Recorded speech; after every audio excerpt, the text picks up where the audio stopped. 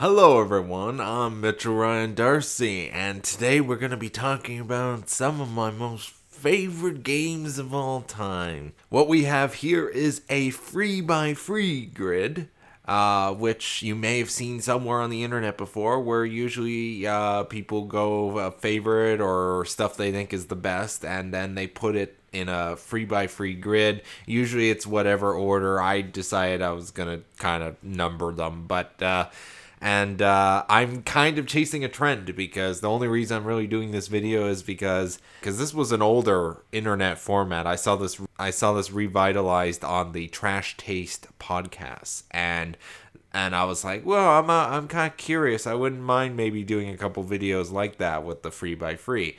But then just recently, I saw both PewDiePie and Jacksepticeye do this, so I'm like, you know what? I'm gonna try and jump on the trend. Plus, it gives a little bit of variety because right now I'm currently hard at work at my next major video, which is spoiling No Time to Die using just the trailers. So if you're interested in that, please subscribe and you'll be notified when it appears when I'm done. I hope I get it done by the end of September. Anyways, I figured this would be a good break from all the recent live streaming that I've just been doing recently, which just also happens to be video game related. Let's start off with number 9, Sonic 3D Blast for the Sega Genesis. I don't know if this ruined my chances of any good first impressions of me as a gamer, but Sonic 3D Blast is without a doubt, in my opinion, my most favorite and best of the Sonic games. I love the second one, I love the third one, but 3D Blast was just so unique and special, kind of doing the optical illusion of 3D just from perspective and I think pixels and all that to give the illusion of the 3D sort of graphics. It's so cool and I love it so much. But just a heads up, I did get I was really stuck with trying to figure out what game would be best deserving for number 9, and I feel like this one might have been actually a little bit tied with Super Mario 64. But not Super Mario 64, the classic from the Nintendo 64. I'm talking about the DS version of the game. As much as I love the original Super Mario 64, I just felt that the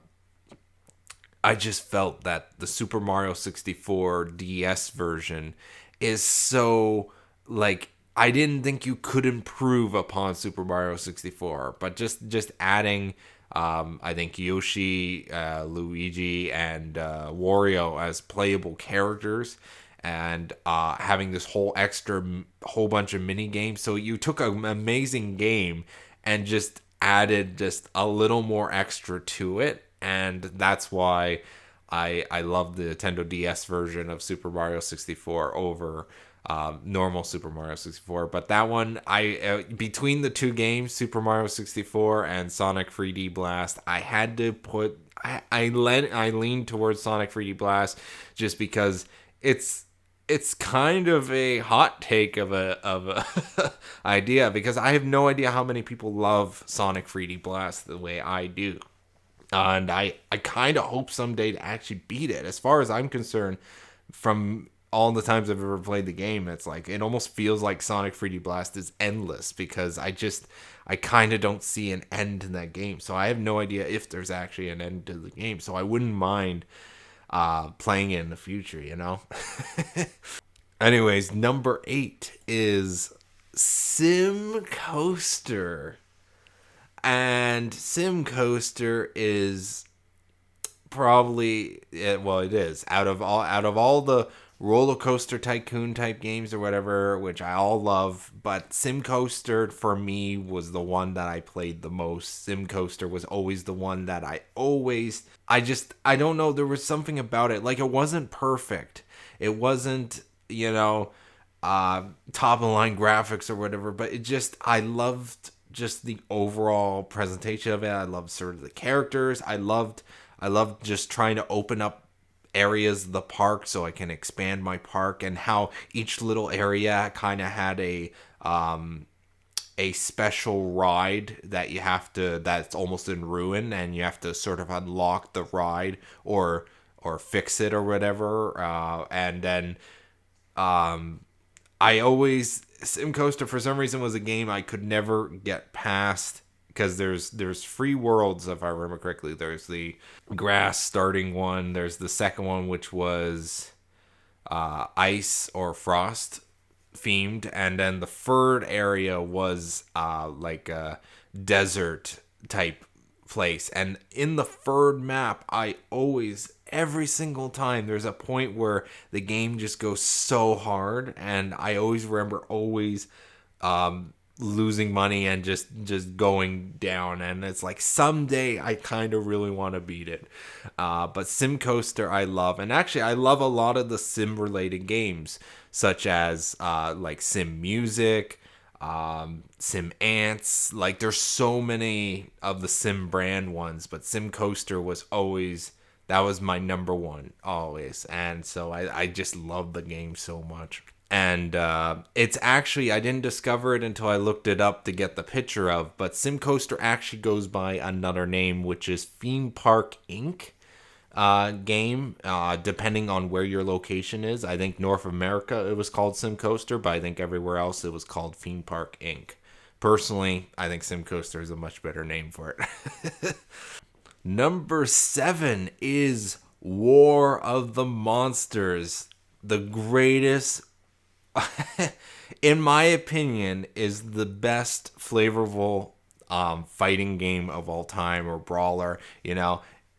Yeah, that's right. Better than Super Smash Bros. Better than Street Fighter or whatever other fighting games there are. I don't really play fighting games that much. Like, I do have a bunch, like Injustice and all that, but War of the Monsters just had that extra flavor, especially of the old monster type movies, and the fact that you not only are you fighting as monsters, but the landscape and the levels that you're fighting in are all people running around screaming, getting crushed. You're throwing cars, you're picking up antennas off of buildings and trying to spear the other monster. Like, that was such a cool fighting game, and it's just, I love it so much. And I even picked up the game for PlayStation 3 or 4, like digitally. I think it was available, and I haven't totally played through the PlayStation 4 version. I just sort of love the game, and because I know it's a bit of a grind to try to unlock the extra characters and extra maps, and so I haven't played it a lot. But War of the Monsters is such a great fighting game. It's so totally underrated. I love it so much, especially the old monster themes. Like, when you're picking the monsters, it's on a like a movie screen at a drive-in theater sort of thing, like menu wise. You got a lot of homage to other major things, like, for example, the gorilla guy. Obviously he's referring to, it's King Kong, but it's an off-brand version of King Kong. You got like a Godzilla type character. Once again, it's not actually Godzilla, but it's a Godzilla like character. I always mained Praetor, the bug that flies around. I just thought it was really great flying around, and I also love the electricity guy with the eyeball. Like, oh man, that's such a fun game. And throwing vehicles at other monsters and whatnot, and destroying, just even the way the level destroys itself and how destroyed it can get. Crash, you throw a monster into a building, the building collapses, and it's like, oh, it's so cool. And there's little bonus things, like there's one level where if you hit an alien spaceship that's in the distance, the whole level gets flooded, like a tsunami or a giant tidal wave hits the city.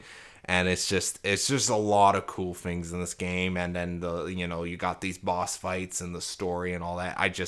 I loved War of the Monsters. Well, number 6, Simpsons Hit and Run, for PlayStation 2.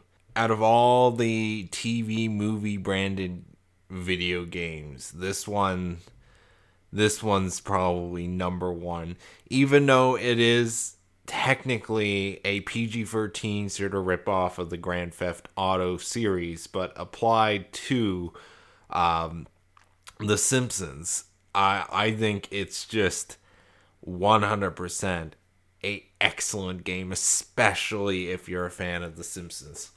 The amount of references and gags and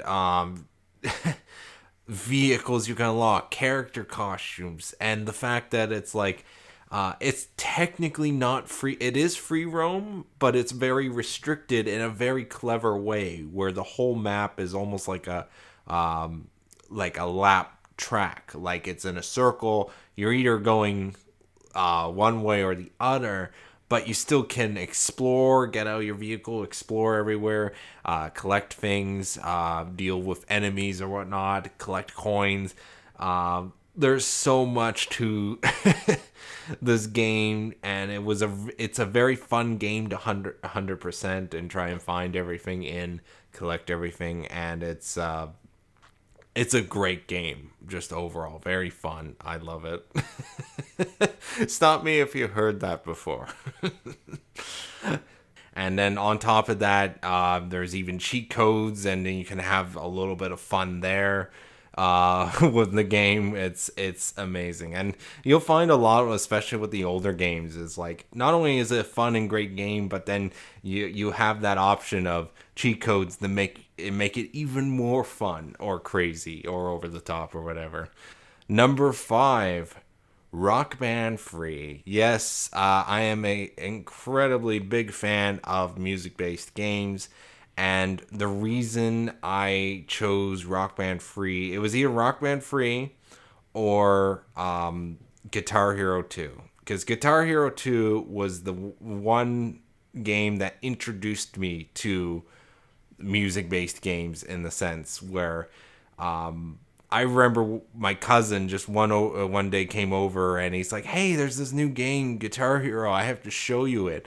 And then, just trying it out, even though I was on easy or medium, I felt like I had a lot of fun with the game. And I immediately, I immediately was like, the next day or whatever, I'm like, I have to get this game.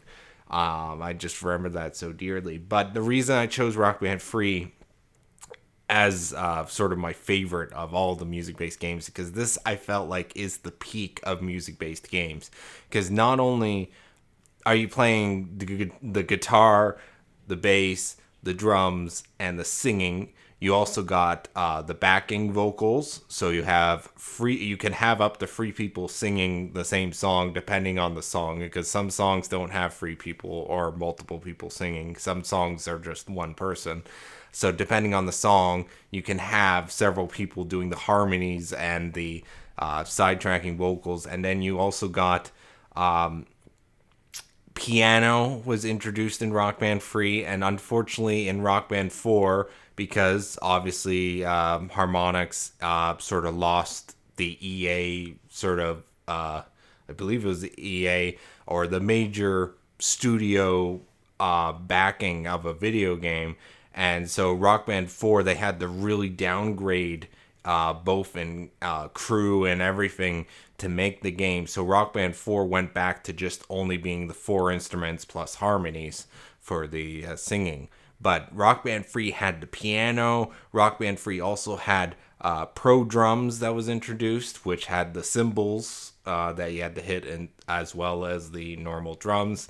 There's the Pro Guitar, which was very hard to actually get a Pro Guitar instruments, and that's actually kind of a bit of a downfall with the Rock Band series, is they had a hard time mass producing some of the controllers or whatever, and sometimes the controllers would have problems or whatnot. They even had various falling outs with, I think, Mad Catz was like the original controller makers for Rock Band and Guitar Hero and all that, and even then they had sort of a bit of falling out with them and all that, and so some of the instruments are actually very hard to come by.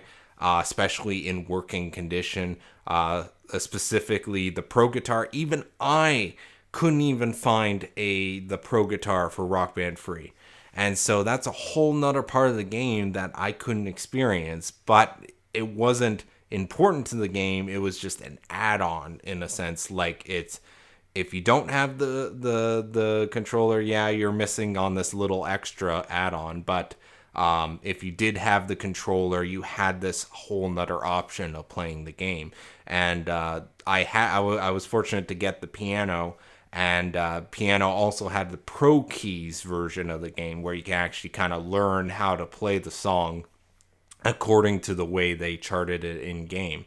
And so Rock Band Free for me will always just sort of be the peak, because I don't think Rock Band series is ever gonna, I don't see them going back to the normal instruments and then in Rock Band 5 reintroducing the piano again. But the great thing about Rock Band is all the DLC is just, every game has been transferable. There's been a couple rare cases where the song licensing fell through and they couldn't continue either selling the songs, but the fact that you can still kind of re-download them if you've purchased them prior.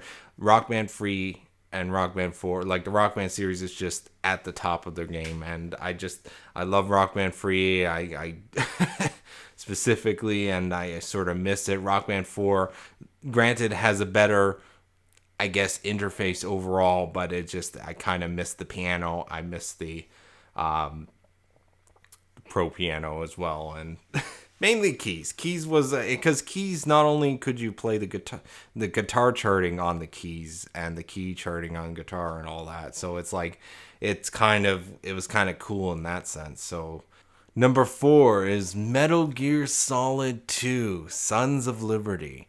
And I might get some flack here, but I honestly think Metal Gear Solid 2: Sons of Liberty is the best of the Metal Gear Solid series.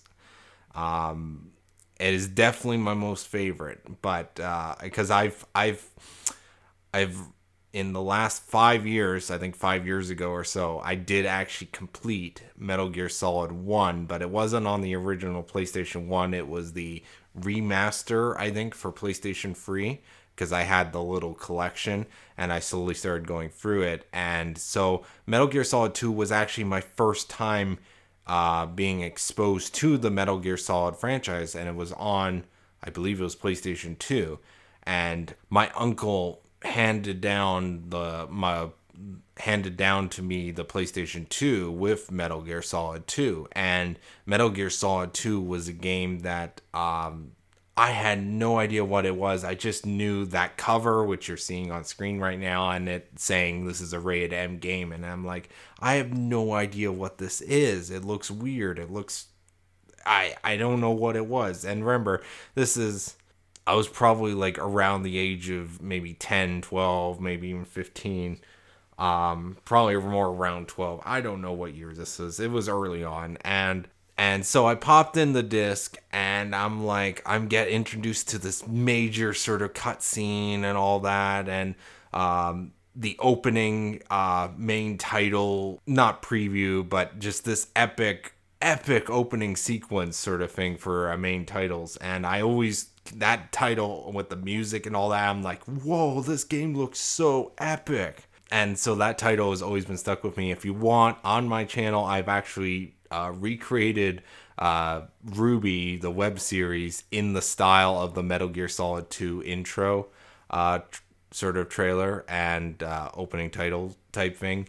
And if you like Metal Gear Solid 2 like I do, you'll definitely want to kind of check that out, even if you haven't seen Ruby, just to sort of see what I did there. But I always loved the story, and I loved how it's like you sort of had this almost opening incident, and you get to play through it, because I mean, one of the major complaints about Metal Gear Solid 2 from fans is like, oh, you don't play as Solid Snake through the entire game. It's like you play him only for the first bit, something happens, and then it's like a time skip, and then all of a sudden you're playing this new character that's not actually Solid Snake. But I kind of really love that, and I definitely love the story of this, and I've much later on, I actually picked up the third game, Metal Gear Solid 3, and tried playing it, and I'm like, it didn't really, to me, have as amazing of a story or as amazing of a just overall feeling of the game. And it might actually be, for me, Metal Gear Solid 3 maybe it's just because it's more like an open sort of like jungle type setting or whatever. Because Metal Gear Solid 2, majority of it is on this like oil tanker or ship, or I should say oil rig actually, where it's more enclosed, it's more mechanical of a building or whatever. And where Metal Gear Solid 3, from what I've played, majority of it is in jungles, bushes, there's camo and all that. And I just, as much, I still liked Metal Gear Solid 3, but Metal Gear Solid 2 for me would always be, in my opinion, the best. Granted, I don't think I've ever actually completed Metal Gear Solid 3. And I know I started Metal Gear Solid 4 for the... oh gosh, is it PlayStation 3? It is PlayStation 3. I was gonna say PlayStation 4, but no, Metal Gear Solid 4 was for PlayStation 3, and I played a bit of that, and I actually haven't gotten through that game. So Metal Gear Solid is definitely a series that I definitely kind of want to go through. I did complete the first one and the second one, but I completed the first one many years afterwards. So the second one, I just think is amazing. Granted, it has been a while since I've actually gone through and played Metal Gear Solid 2, and I would actually I'm afraid to see if it holds up or not. Especially, a decent amount of these games, especially the next three coming up. I can't remember how well they hold up, but in my memory, it's always going to bring me back, and it's always going to be like, this is it. This is the best part. And it's like, I'm afraid that if I go back and play these games, some of them are just not going to hold up, and I'm going to be like, oh, well, that sucks. I liked it back then, but now playing it now, I'm like, I don't like it as much. And I'm kind of afraid of that, but I'm also very curious to find out if that is the case or not. Number 3 is Grand Theft Auto San Andreas, which in my opinion is definitely, in the terms of story, is the best that the Grand Theft Auto series has ever done. Granted, I haven't fully played through Vice City. I haven't fully played through Grand Theft Auto 3, and I never played, actually, no, correction, I think I picked up either the first or second GTA for PlayStation 1, but I've never actually, I played a bit of it just to see what it was like, but I didn't actually play through it with the top down and 2D, but GTA San Andreas had the best characters, the best story, and was epic, and I love it to death. And this is way before the internet and the memes, and it's like, follow the damn train, CJ, and all that, and and I'm kind of curious to see how much of it holds up, because every now and then I've come across a video that showed like gameplay footage from GTA, and it's like, wow, I don't remember it being so simplified and all that. Like, you gotta remember, for video games nowadays, like, if you've played a lot of GTA 5, GTA San Andreas, if you go back to it, you're gonna be like, wow, is this how almost unrendered, or not unrendered, but like how simplified the graphics were? And it's like, I don't remember it being this simplified. Because back then, it sort of, graphics didn't really matter in a sense, because you're just sort of, the story and the mechanics of the game worked, and the story just sort of elevated it. And I feel like we've been spoiled, especially in every new generation of games or whatever. It's always like the graphics just keep getting better and better, and it's like, I'm finding even games going back, like, you know, GTA 5 on PlayStation 3, you go back to it on PlayStation 3, you're like, wow, the graphics aren't as good as when you first was introduced to the game and first started playing it. The thing is, what I was getting at is GTA San Andreas doesn't need the total graphic overhaul and all that, because the story and the missions and all that in this is just so good. Like, I've always felt that GTA San Andreas would actually make a very good movie. And I've kind of always wanted to see a live action either movie or mini series where it basically covers the entire game, so to speak. Like, not every side mission or whatever, like they could do the thing, but the main story missions, like on their own, that would make a very cool mini series or even television show or movie. And I remember playing this when I was extremely young. I shouldn't be playing it, but the thing that drew me to GTA and all that is just cars and vehicles and free roaming, and just, the fact that you can just sort of drive everywhere and all that. And it's like, for a kid, this game was really mind-blowing, because it was like, imagine Super Mario where you can explore the castle and all that, but then you got the streets everywhere and you can actually travel around and whatnot, and drive different vehicles. And you're like, hey, you see a vehicle you like, I want that vehicle, just take it. You pass a really nice car, you're like, that's a nice car, you stop in front and you Grand Theft Auto it. And that's always been the appeal when I was younger to the GTA series. I didn't really care that much about the sort of the violence or the sexual nature of the game. Eventually started playing through the game and all that. I actually got really sort of attached to the story and whatnot. And it's just that this game will always have a special place in my heart. Actually, I would say that these games all have a place in my heart, so to speak. I've played through GTA 4 and I got to the last island, but then when I guess I updated the game wrong or whatever, when I went back into the game, it actually rewrote all my trophy data for PlayStation as well as data. So I had to start the game over from scratch for some strange reason for GTA 4, so I never really actually finished GTA 4. And GTA 5 I did finish for PlayStation 3. And GTA Online, I grinded it out to level 100 before they introduced heists in Grand Theft Auto Online. So I got sort of tired of grinding the game, especially when there wasn't much to do in the online portion. And I've actually the last couple months, I've actually returned to GTA Online for the first time in a long time, just to see the amount of changes, amount of updates, the amount of the things they've added to the game, all the stunt races, the heists and all that. And just, there's so much more options than when GTA Online started.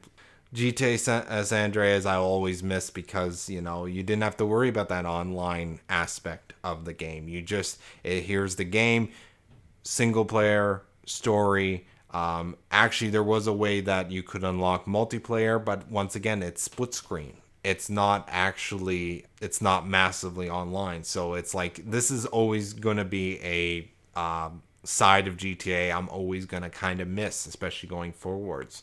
Like, I'm not as excited for GTA 6, because it's like they're definitely going to be going all out on the online aspects of the game. And I've heard they're going to do like changing maps or whatever, maps that change over time and blah, blah, blah. And I'm really debating about whether or not to go to the next gen for PlayStation 5 and all that. And anyways, this is much longer than what it need to be said about GTA San Andreas. But GTA San Andreas is an amazing game. Love it to death. Actually, I've heard that they are remastering this game, and so is it remastering or remake? I forget the difference between the two. I think they're remastering it and updating it, so they're gonna be releasing essentially a new version of GTA San Andreas, and I am super excited to actually check that out. Number 2 is Vigilante 8 Second Offense for the PlayStation 1. And oh my gosh, Vigilante 8 is without a doubt, in my opinion, my most favorite and best car combat game series ever. I really dislike that they did not actually continue the game. Granted, they did have a couple of spin-offs for like I think Game Boy Advance and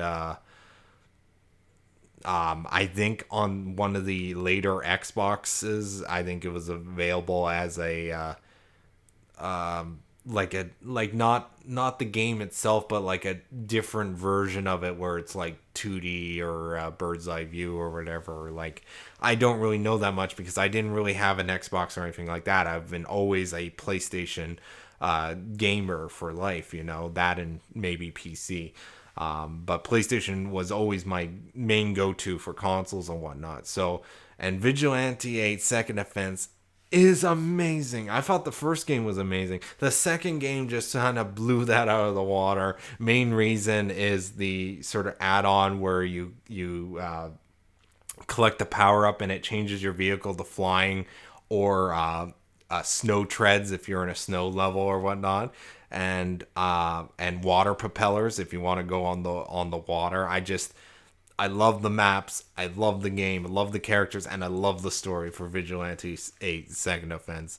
And I love this franchise so much. It's also a kind of another franchise that I really want to see. I would love to see a live action movie for Vigilante 8. And I know every time I generally mention Vigilante 8, I generally always see a sort of comment or reply or something where somebody mentions, oh, you're not a fan of Twisted Metal or whatever. And I kind of like Twisted Metal, but I never really kind of got into it. Like, I played the newer one for, I think, was it PlayStation 3 or PlayStation 4? No, it was PlayStation 3. Twisted Metal game, and I liked it, but it didn't have it didn't have the pizzazz or the mechanics that I loved so much in Vigilante 8. Like the way they did it in Vigilante 8, I just love it. Twisted Metal, I was like, yeah, this is okay. I liked Full Auto a lot better than Twisted Metal series. But Full Auto was more of an Xbox exclusive, so I didn't really play it. And then the second one, I think, was available for PlayStation. But by then, I was kind of like, whatever. But I kind of really hope for either a remaster of the game for Vigilante 8, or if they make a third one, which has access to all the previous levels and all the different versions of the vehicles. Like, I was always kind of I'm still hopeful that maybe Activision, I think Activision still owns the right to Vigilante 8. I kind of hope they will do a sequel or not, or that, or put up the franchise for sale so I can, not me, myself buy it, but somebody who actually loves the franchise to invest in it and to make more games out of. Not sure how it works, but, or even movies or book series or whatever. But Vigilante 8 Second Offense, I love it. I love it so much. And you can you collect these little things when you kill opponents, these yellow things that actually upgrade your vehicle. And the more you collect, it actually changes the look of your vehicle. I just love that whole leveling up system. The cheat codes, which actually reminds me, I should mention GTA San Andreas and Vigilante 8 Second Offense cheat codes. Awesome, all that jazz. And I love it so much. Okay, and finally, number 1, Fallout 3. Fallout 3, when I first got introduced to Fallout 3, once again, I was it just so happens I was at my cousin's house and he's like, hey, there's this new game, you gotta, I picked up this new game called Fallout 3, and I was very skeptical about it because I'm like, Fallout 3, what the hell is this? This looks like, I don't know if it's like horror shooter, Gears of War type thing, which never really interested me or whatever. And Fallout 3 was just starting it off with you're born and then you're growing up in the vault, and that's all the character choosing stuff for customizing your character or whatever. And then the story mission of your father left the vault and you get thrown out of the the vault and you're into the nuclear wasteland and all that, I'm like I have to play this game. I have to get this game with dialogue prompts and all that of choosing dialogue or whatever, and you make choices or whatever. I'm like, I had to buy this game, and I ran out to my EB Games or whatever, and I actually was able to find I still have it with me, Fallout Free Collector's Edition lunchbox, and it was the last one left too, and I was able to get it, and I love the game to death. I love the choices, I love the story. I've never, like, at the time, because I think this was 2008 ish, somewhere around that time. Like, up until that point, the major games I've ever played that I could maybe even compare to Fallout 3 was, well, GTA San Andreas and Metal Gear Solid 2.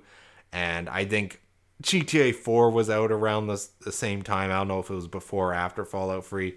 But other than that, I've never really played a lot of games. I think Call of Duty might have been, because I started Call of Duty around the third game for PlayStation 3. And then World at War was the next one I played. And I don't know if that one was... because Modern Warfare 4 was Modern Warfare, the fourth one was in between that. It was in between the third and the fifth one, wasn't it? World at War. So I don't know the timeline wise, but other than Call of Duty, GTA San Andreas, and Metal Gear Solid 2, I haven't really played any other major games. And so maybe the very first Uncharted, but I always viewed it as sort of like a Tomb Raider type game, but the male version of Tomb Raider. It's kind of sad to view the game like that, but that was kind of everyone's sort of impressions of Uncharted, the very first one when it came out or was announced for PlayStation 3.